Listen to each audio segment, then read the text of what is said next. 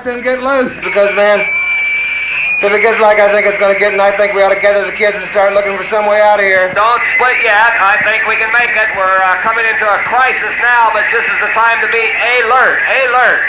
Hey, Lord, hell, man, this is the time to get out of here. If there's 30,000 hippies started running up and down looking for water. Oh, no. We have got a lot of confidence in these men. These Oregon hippies are strong fellows. Let's keep our eyes on them and see if any of them start freaking. At the first sign of freak, then we'll get worried. Now, before you begin, fellas, I would like to introduce the band. In the morning, Completely unaware of what impact they would soon have on the world. Originally known as the Warlocks, the band formed in 1965 out of San Francisco, California.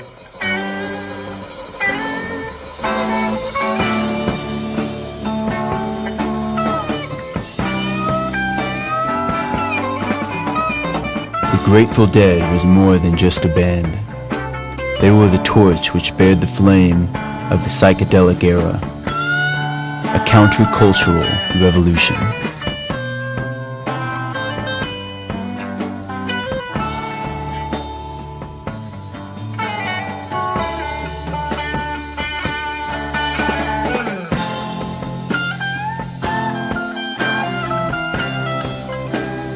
Ken Kesey, founder of the Further Buzz and its Merry Pranksters, also well-known author of One Flew Over the Cuckoo's Nest, was considered a countercultural leader in that he drew the bridge from the 1950s beat generation to the newly emerging hippies of the 1960s.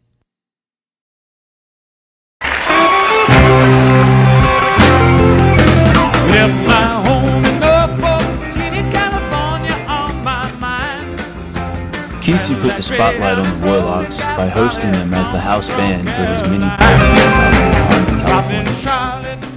This is where the birth of the acid test took place, and where the band changed their name and became the Grateful Dead.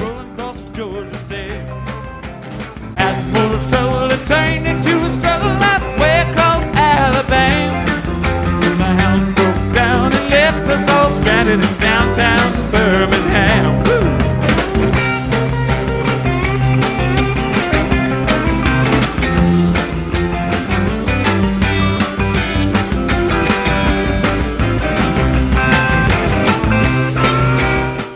The Dead portrayed themselves as a collection of unprofessional anti-commercialists who were non-economically motivated. They commonly put on free shows, encouraged people to record them playing live, and to share it with others. This band defied what mainstream success in music stood by. They sustained themselves purely through concert ticket sales and their free music. With no two shows ever being the same, always full of improvisational jams, mashed together songs, and impromptu set lists, the Dead created an atmosphere unlike any other, where social boundaries between humans no longer existed. All that was the music, a collective energy of people singing and dancing and laughing and playing together.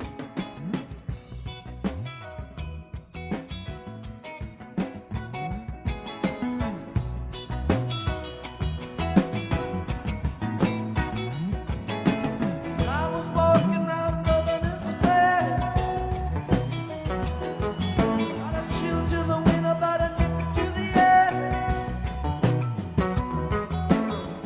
From the other direction, she was calling away. Could be an illusion, but I might as well try, might as well try. Starting out as a late bloomer, Joseph Campbell saw his first Grateful Dead concert at the age of 82 in 1986. He referred to this concert as a Dionysian ritual, a dance revolution. Campbell goes on to explain that the Grateful Dead hits the core heart of humanity on a level unlike much of anything else. From his experience, Campbell claims that the Grateful Dead could very well be the answer to world peace.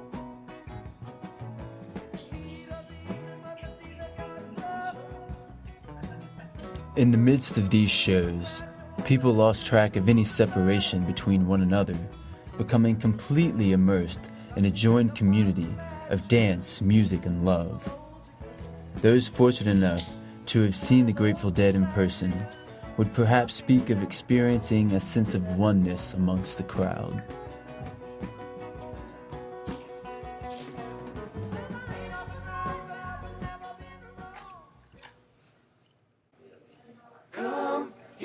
Uncle John's band by the riverside. Got some things to talk about here beside the rising tide. Come hear Uncle John's band playing to the tide. Come on along and come. He says they'll never make it. That's the Grateful Dead that you just saw and that you were listening to. A Dead concert is like no other. It's not the usual. They might last 1 or maybe 5 hours or more. And the Dead fans, I think they'll go to just about any length to be there. Right now, there is right here in New York City. The group is celebrating its 15th anniversary with a series of concerts at Radio City Music Hall, and the final concert on Halloween night is going to be simulcast to theaters all across the country. 2 of the members of the band, Jerry Garcia, the lead guitarist, and Bob Weir, are here with us this morning. Good morning. Hi. 15 years. That's an awful long time for a rock group or any kind of a group to stay together. Why do you think you've stayed together that long? I got the answer to that. You one. do? Take it. Sheer intense burning hatred and revenge. It cements I figure personally that if I stick it out long enough, one of these guys is going to leave an opening and I'll be able to get him. I bet you do, though, have to have arguments. I mean, anyone that's together that much of the time is... How do you, when you're having things are a little shaky in the group, how do you get up and go on and do your number? We ignore each other on that level, you know. Do you have you set up rules, though, for yourself to try to deal with this? It's hard after 15 years, you know. You can't make rules for people to know you 15 years worth of knowing you. I mean, you know. Any rule has a loophole in it. Yeah, right. And after 15 years, you're going to find the loophole. Like, for instance, if I don't like the way he does his hair, you know, there's not much I can do about it anymore. There are now 6 of you. I think there were 5 when you first started out. Are they pretty much all the same people as you were 15 years ago? Well, there were 5 of us originally. One of the original members has gone to the great beyond, we think. And the rest of us, since then we've recruited a few other stooges. 2, to be 2 exact. other stooges. Yeah. What's the great beyond? Do you look forward to going to the great beyond, or do you like the idea of staying together for another 15 years? I think worth doing is worth doing well. I'll stick it out. If we stick together long enough, maybe we'll get it eventually.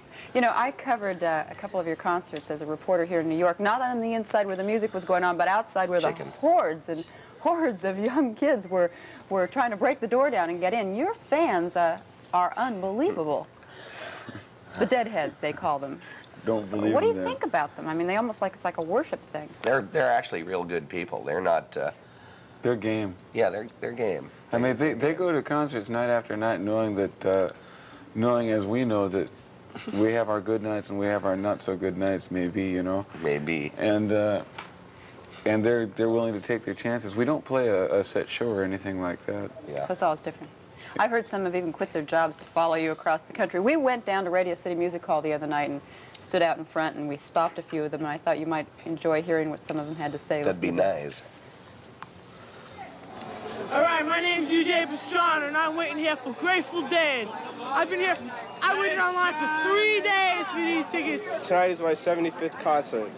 The Dead care about their fans, and they play music so that their fans like. They make everybody feel good. And I try to go to every concert they perform because they're the best at what they do. The Dead are just beautiful. They make beautiful music. They offer something that nobody else offers, and there's a family, a big family. The Dead, you know, that's where most of my money goes. I just love them so much. Why? Why? Because it's just their music, the people, the atmosphere, everything around here. You know, if you look, there's so much love around. Definitely. The people, we're all brothers and sisters here. We're here to see the Grateful Dead.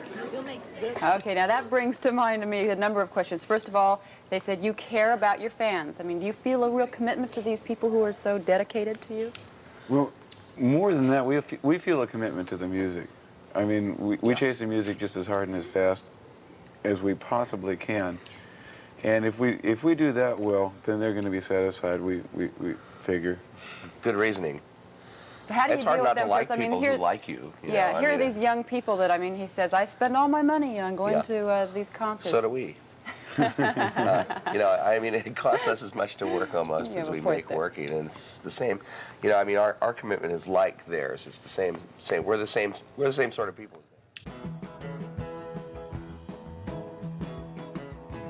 Once in a while you can get shown the light in the strangest of places if you look at it right.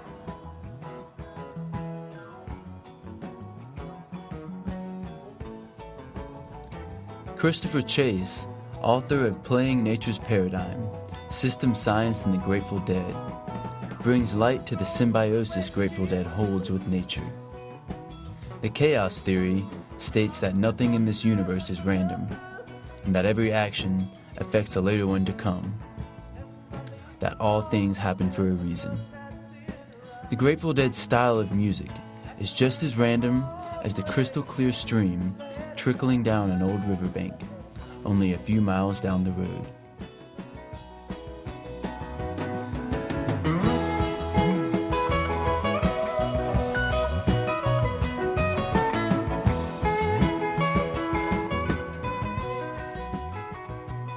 If the mid to late 1960s was the blossoming flower of a countercultural phenomenon, then the cultural following that devoted to the Grateful Dead would be the everlasting cycle of pollination from that very first flower.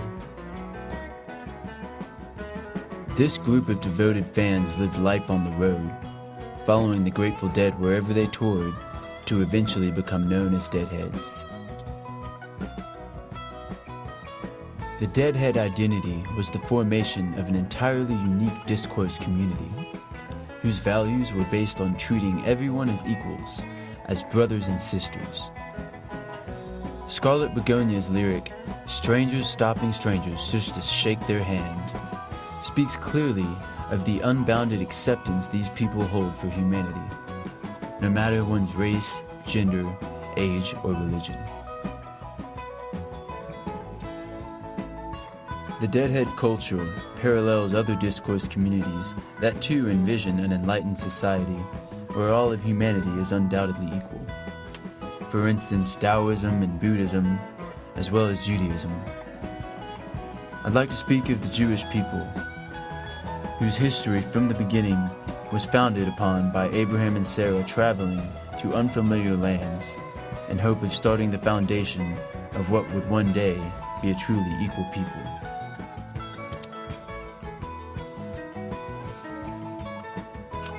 Rabbi Saul Greif gives a warm-hearted analogy, saying that Jews and Grateful Dead go together like bees to honey.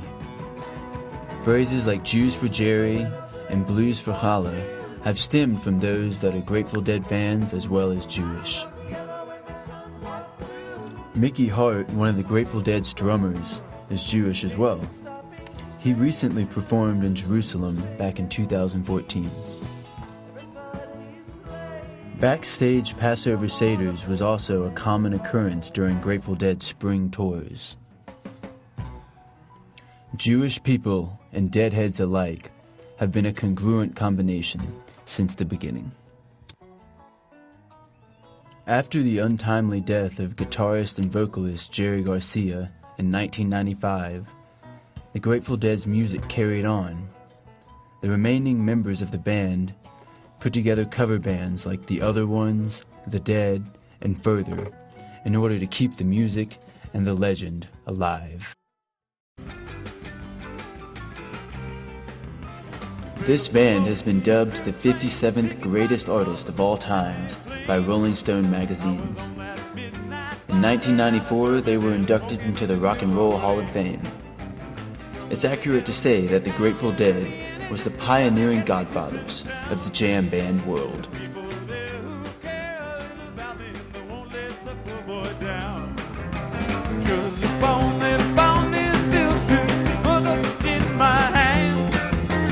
Woke up high over Albuquerque on a jet to the promised land.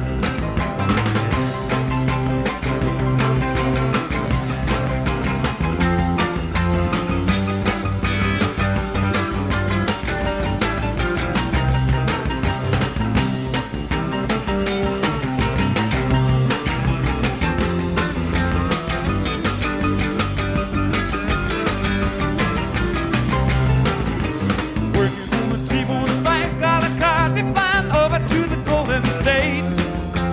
Pilot told us 13 minutes we'd be headed in the terminal gate. Swing low, sweet chariot, come down easy. Taxi to the terminal zone. Cut your engines and cool your wings and let me make it to the telephone. Los Angeles,